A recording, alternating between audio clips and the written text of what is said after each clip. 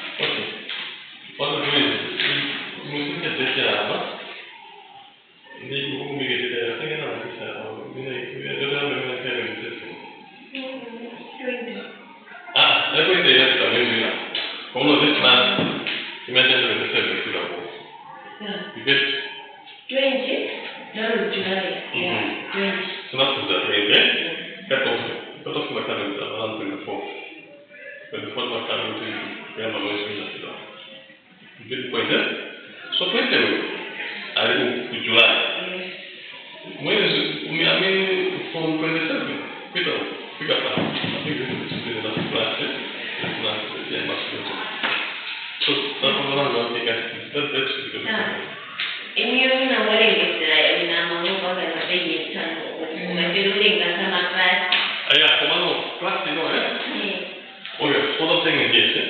몇 대 빼야 돼? 저 애들이 그냥 get what I'm saying? Yeah? The minute you fix everything. What I'm saying is definitely change the date. Yeah. You want to take what's saying now? Say you want to get a date. Then suggest it. Get the point, right? Instead of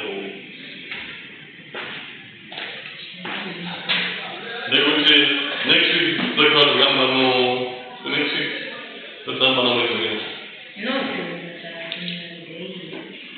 Can I go back or go now?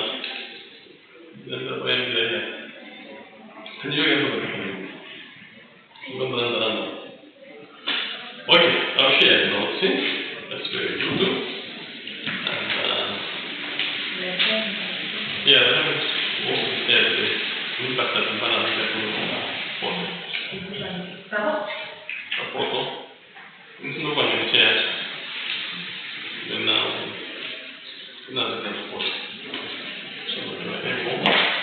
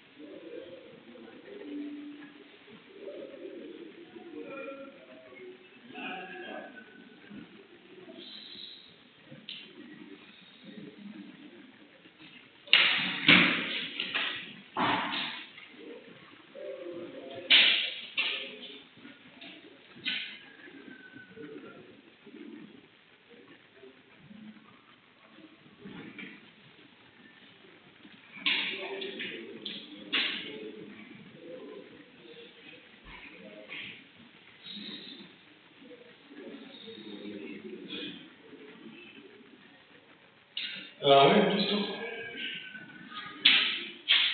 Trend protection. On the money that we get performance of right. One thing I performance. What's the practice and performance of yours? Yeah. You need just.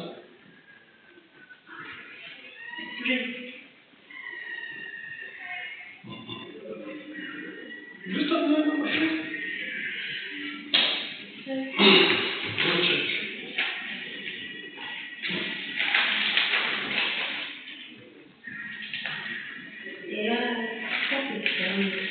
Oh, we were discussing the purchase orders. Yes. And value analysis. Fair value analysis, then monitoring the performance of that brand.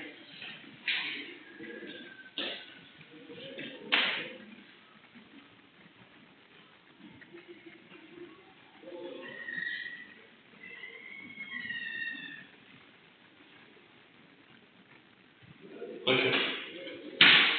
So we are trying to look over we discussed what value analysis is all about, isn't it? What is value analysis?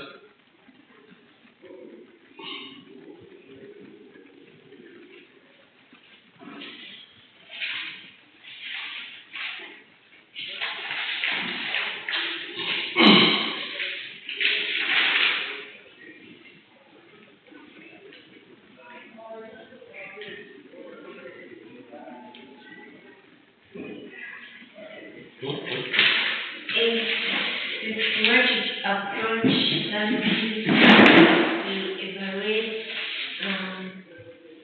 component action and cost associated with the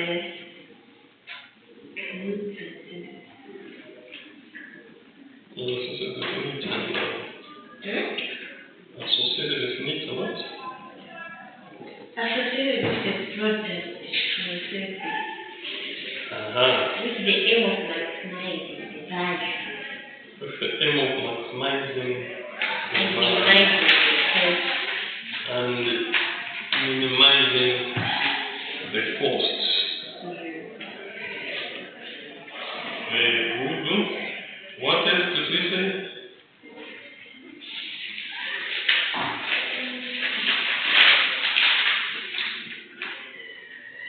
Framework of value analysis. Mm-hmm. And after that, We discussed the purpose of value analysis. monitoring the performance of suppliers. Monitoring the performance of Yeah. suppliers. What Tools else? used in monitoring and control. We Mhm. moved on one, which is value analysis. Okay, so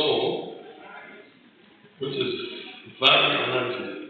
Value, Value analysis. yes. Okay. Okay. Value analysis. Yes. Okay. So we're looking at the value analysis. We're trying to compare the actual versus what? The baseline plan. No, huh? Yes. And in the process of comparing that, we say good things. There's need for us to have a monitoring and control tools. Well, we have tools for monitoring and what? Control, isn't it? Yes. It is very important in business to do what we call a continuous assessment or monitoring of our continuous assessment and monitoring of our suppliers, so that we are able to know whether they are meeting the objectives or not. So that we should be able to tell whether we are in the right direction or not. Now, we say one of the things is value analysis. Variance analysis.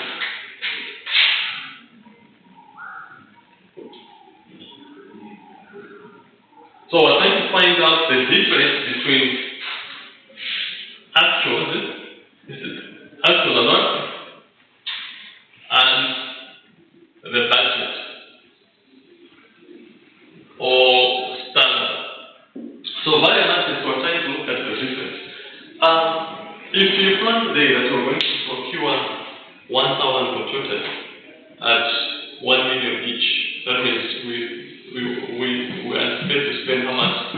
About 100 billion, isn't it? Now, if the time comes, the actual time for buying has now come, what happens is you discover that the price that you budgeted 1 million some 2 months ago has gone up to 1.2 million. You see? So in this case, if you are buying a laptop for 1.2 million instead of 1 million, what it means is the actual might put your phone here. The concept is put here. So that you become a good student. A good student will make a good sister, a good mother, a good children. Now, so in this case, what is the actual price? The actual price is 1.2 million, isn't it? Yeah. What was the budget? 1 million, isn't it? What is the difference? 2,000, isn't it? 200,000, isn't it? Yeah. The 200,000 is the variance. Okay. So the question is, suppliers, sometimes back we are charging 1 million. Now, the time has come to buy, we're buying this product 1.2 million. What has been the problem? What is the problem? So that variance, so that means you're spending at least 200 more than that one. But the question is, why the price is going up? So you're trying to analyze value. Is it adding value? What could be the problem? Is it that because the suppliers are just charging their price where they want? Where do they get their products? Where do they get their raw materials? Why are they charging so much? So those are some of the things we need to analyze so that we are able to get the actual information, the latest information about our suppliers. So at the moment, this is how the suppliers are charging their product. So variance analysis is very, very important. So you compare the actual and the baseline plan, which is what? The budget together. So there should be a reason, there should be a valid reason why the prices are going up. It can also happen that you budget 1 million and now the price has gone down. The actual price is 900 instead of what? 1 million, isn't it? So actually 100 budget is what? 1 million. There should be a difference of what? 100. Why do we have 100,000 as a difference? So this one is a favorable one. Valid. That's what they do posting it. This one is an adverse one. Adverse variance. Why adverse? You're spending more than what you budgeted. The other one is what is the other one? The other one is favorable. Why favorable? Because you're saving, isn't it? You're spending less than what you budgeted. So it's a bit favorable. So we need to take all these things into consideration. The other one could be trend projection. Apart from budget, you can have a trend one projection. A trend projection. You can look at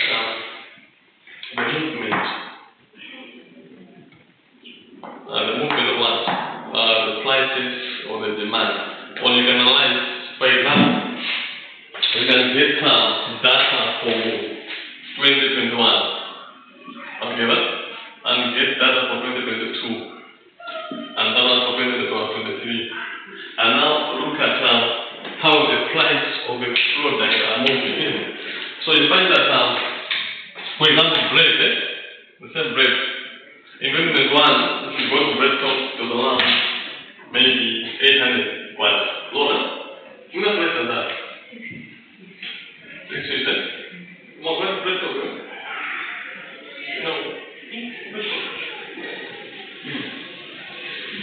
Oh, they are about. Yeah, it wasn't very expensive. It wasn't expensive. What's the expensive? Oh yeah, on average it's 50, but it was between 5 to 7 thereabouts. So it's on average 50. Or 500, let's put it at 500. Count the division. Anyway, 2. So put at 500. This is 1. Then 2, how much was the same rate selling?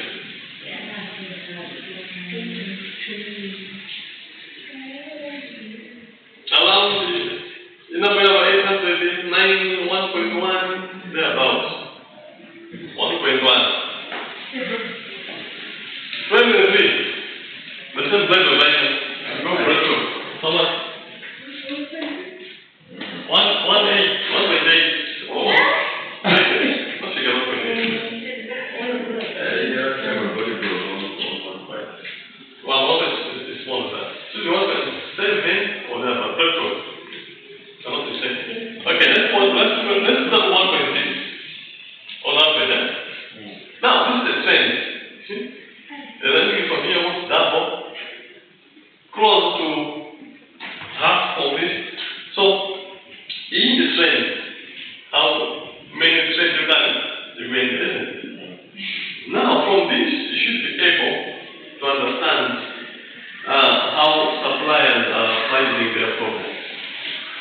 from this you can monitor my supplier demand. So you need to get your supplier and see what are the price at the beginning, 2 years ago, of the same product you can order.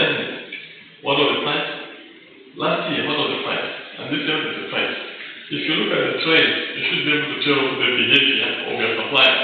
You should be able to make informed decisions as to whether to procure or not. So trend is very, very important. You can also analyze the value of suppliers by looking at the critical ratios. You can use some critical ratios to analyze value analysis. But the question is to understand. The question is, value is all about value for money. What you are spending on, is it proper, or is it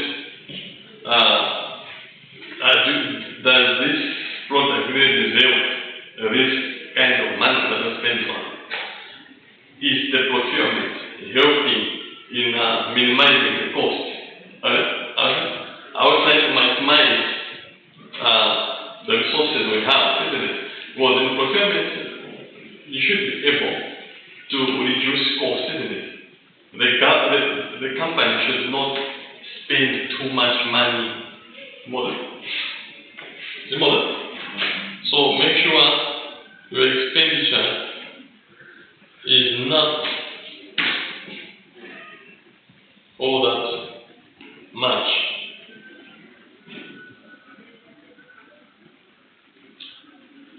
Are we together?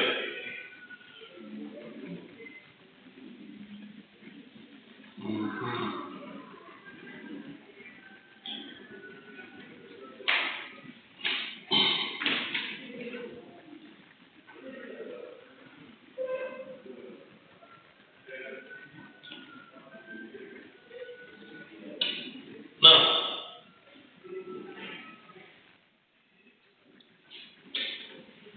so there are some ratios.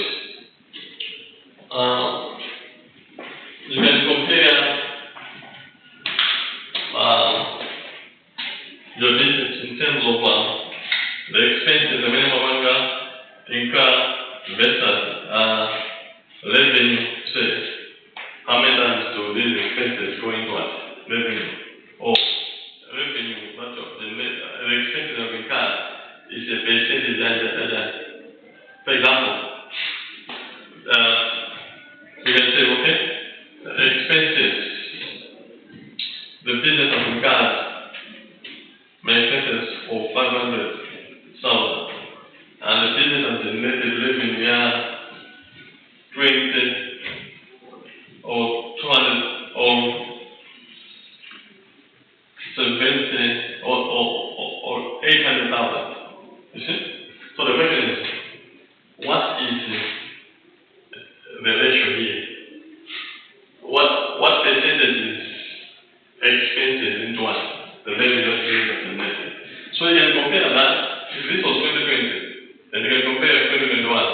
The same. So expenses, how many expenses are being cut, and how much revenue have you generated so far? What is the ratio? Okay.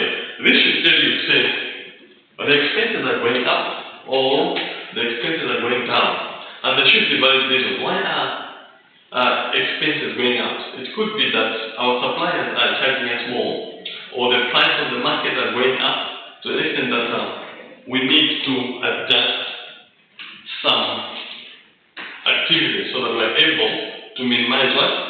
Costs. Okay. So you can look at a lot of ratios, profitability ratios, you can look at profit margin ratios where you're comparing the gross profit with sales.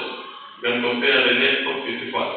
Sales, just to understand, to analyze the behavior of our suppliers together. Because in procurement, there's a cost, there's an element of the cost that has to be taken into consideration.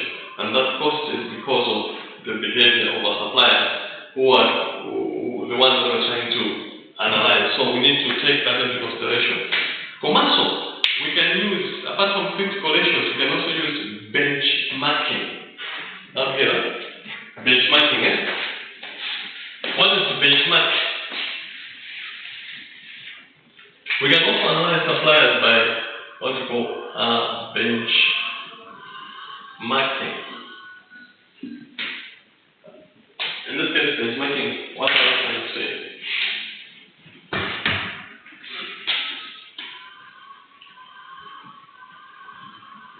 We benchmark, we compare, you can compare your suppliers, the pricing of your suppliers with other suppliers of the same product.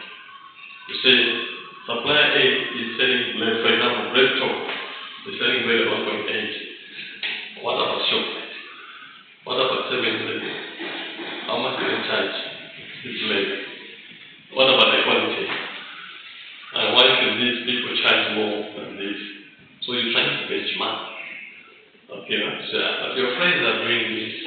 Why are you doing this? You see? So that is very, very important. So you can use those tools when it comes to monitoring. Okay, monitoring and control. Why do we control a project?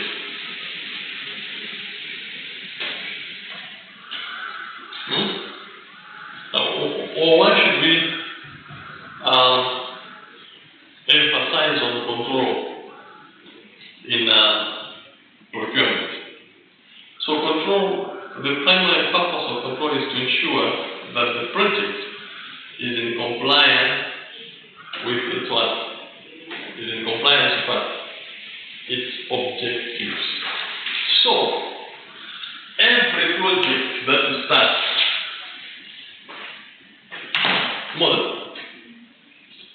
or every activity that we want to engage in,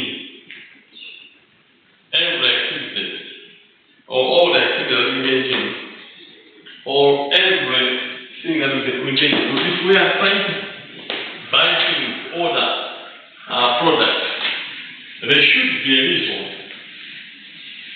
why that procurement is done. So there should be reasons, or there should be objectives of that procurement. Now, control, you set up objectives. Of so much, and you want to spend this amount of money. The goods that you want to buy should be used for everything. The goods that you want to buy goods that are locally produced or ingredients. So you outline all the requirements that are needed for you to procure a product. You know that? Now, what you need to do is next is to ensure that the process of procurement or ordering goods is in compliance with what? The objectives that have been what? And the process of procurement goods should answer or should give solutions or should respond to the objectives that have been set by the organization. Very, very important. Okay? Understood? So, control is there to ensure that the procurement or processes are in compliance with objectives.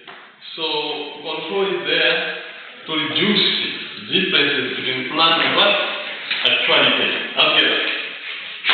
So, control helps reduce, or control reduces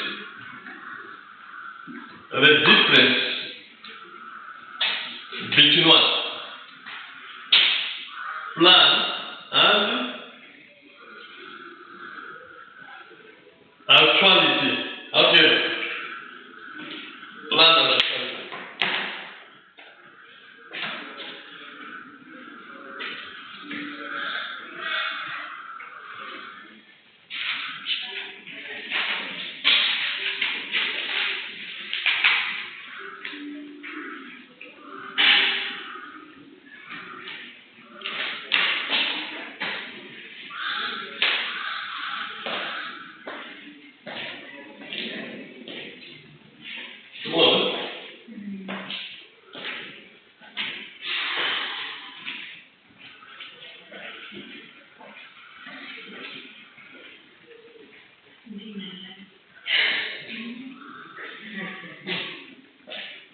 Great, man. Can you put the phone aside? The phone is disturbing you. Can you put it aside and focus on what's been done here? You respond to those texts.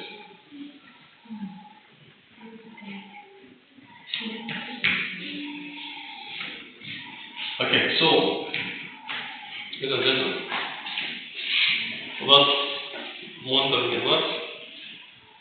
Control.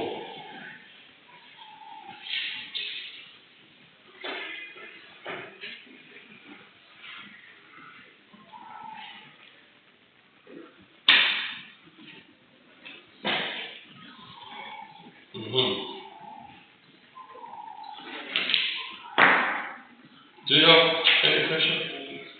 We're still looking at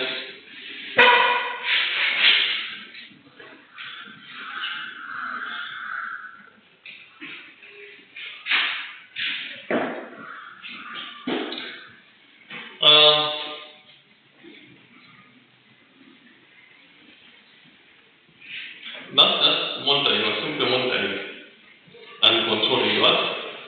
The supply, isn't it?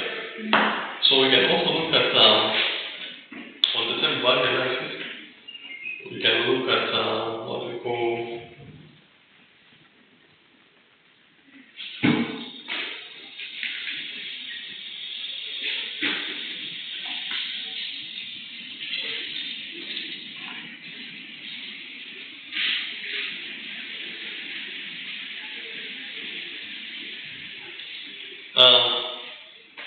we can now have a look at what we call end value.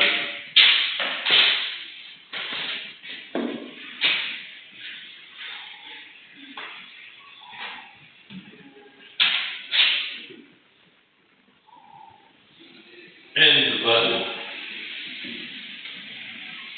So here we're looking at end value of the project, isn't it? Your plan, which we intend to do A, B, C, D. We intend to do a job, a particular project, or we intend to procure a number of things that are meant for the project. Okay. Now, after you have performed, after whatever you have done in the course of implementing, or in the course of responding to the objective of the project, or the objective of the procurement, by the end of the day, you should be able to measure the value that has been earned by you in the course of delivering your service. So when we talk of end value, we're looking at the measurement of overall project progress. So we're looking at measurement of what? Overall project what? Measurement of an overall project progress. What is the progress of the project so far? And that progress has to be what? Measured. Can you put that progress in measurement? For example, from day one we started school year. So now, if you are to assess yourself out of 100%, because for every 100 you need to finish your school with it. Final semester, final day here, if you haven't defended the thesis in front of you, you can now say, you can patch what? Like with me, my wow was once here, now I'm gone. So, okay, now if you look at the progress that you have done so far, what are the first decisions?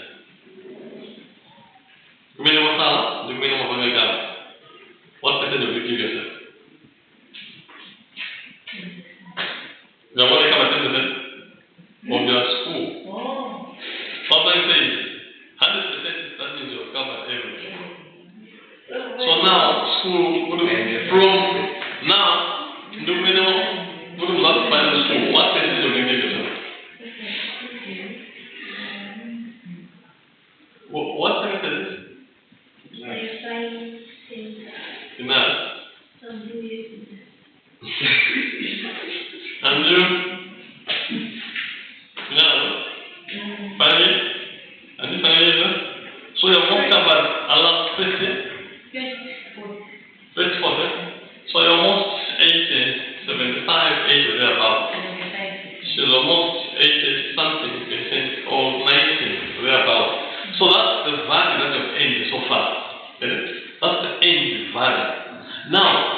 we're looking at measurement of overall project progress. Now, when you are measuring overall project progress, you need to look at the performance, budget, and what? The schedule. You look at so far, what has been the performance of the project? What have we covered so far? Then you look at what we call the budget. From the budget, how much have we spent so far? And you also look at what we call the schedule, or the schedule. So the schedule also tells you if at all you have done all what was supposed to be done. So performance from what we from the activities we planned. How many activities have we covered so far? How many activities have we covered so far? How many activities are remaining yet to be covered? Then you're looking at the budget. We're looking at the budget.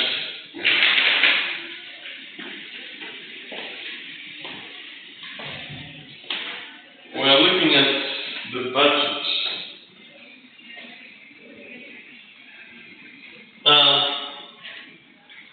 From the budgeted money, the budgeted value, because if you have a activity, each activity should have a value. So from the budgeted value, how much have we spent so far?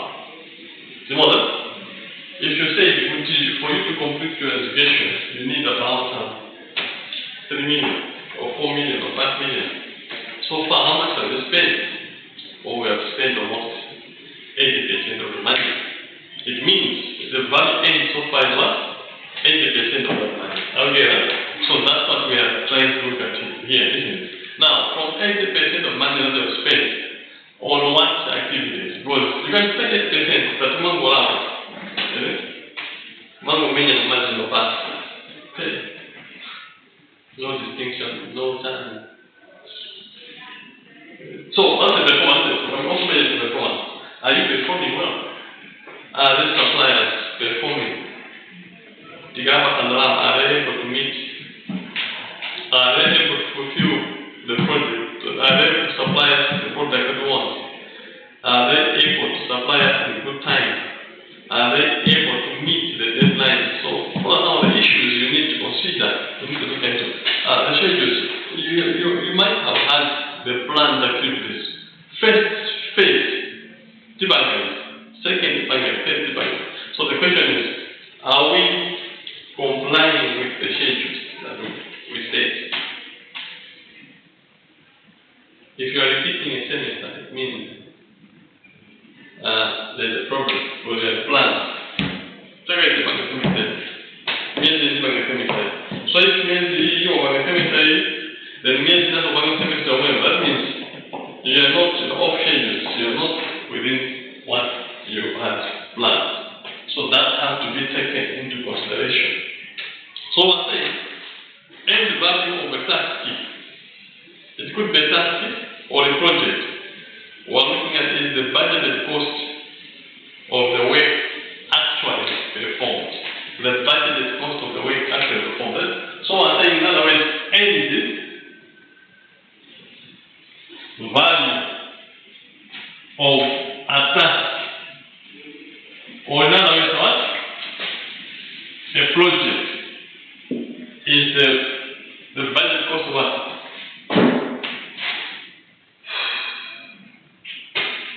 Is the budget cost of the work actually performed?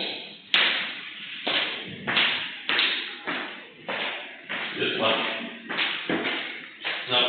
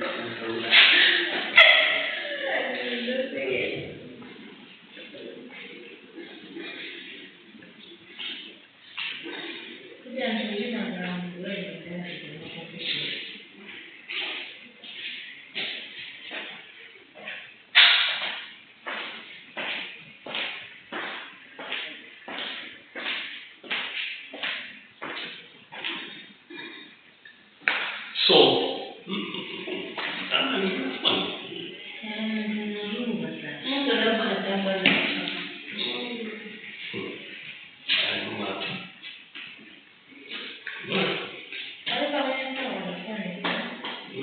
The end value of a task or project is the budgeted cost of the work actually performed.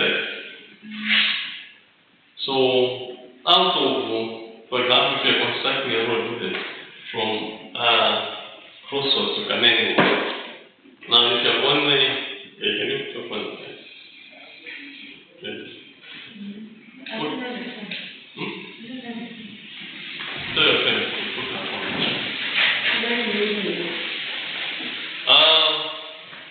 so one thing is that the actual cost of work is the budgeted cost of work actually performed. So I was giving that if you're constructing a road from Crossroads to Kanengo, and so far you've covered the distance from Crossroads to area 30, okay, out of Crossroads to Kanengo. So the actual work that is performed is from Crossroads to Kanengo. It's going to area 30. So if you are to find the budget cost of the work actually done, we're looking at the percentage of what? The actual cost. How much have we spent from Crossroads to area 30? What is the total budget? And what is the percentage of this money that we have spent? Well, this is the end what? Value. So far, well, end this particular value. If the load is worth 2 billion, and from Crossroads to area 30 we have spent around 1 billion or 1.2 billion, it means the end value is 1.4 billion, isn't it? So it will be. So in most cases, if this one is presented as a percentage, so it is 1.2 billion over 2 billion. What is the percentage?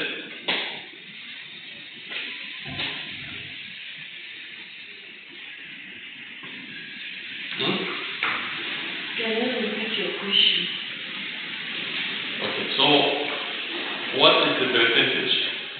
The total budget is 2 billion. The value end so far, the end value so far is 1.2 billion. So what is the percentage of value end? What percentage is the value end? Percentage of total budget.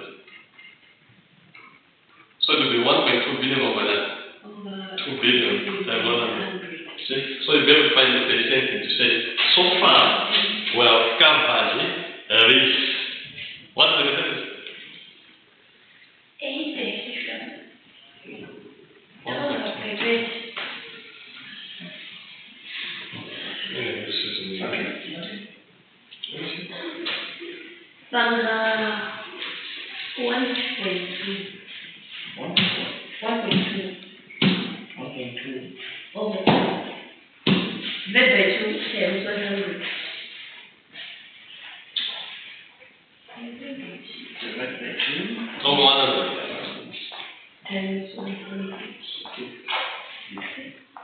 60? So 60% covered, isn't it? So we have covered